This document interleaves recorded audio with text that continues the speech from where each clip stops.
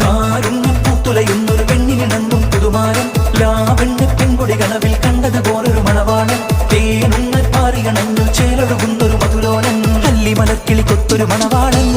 കൽവിൽ പുളക കുളിര് ചൊരിഞ്ഞ് അരികിലൊടുക്കും നിന്റെ കളിത്തോഴൻ അനുരാഗക്കഥ ചൊല്ലി രസിത്ത് മാനസം കവരും മാരൻ മോഹിച്ച് കിട്ടിയ തോഴൻ മനസകമേ മുഖത്ത് പേരുത്ത് നിലവുകൾ പൊരുത്ത് മഹർമാല എടുത്ത് മധുമതിയാ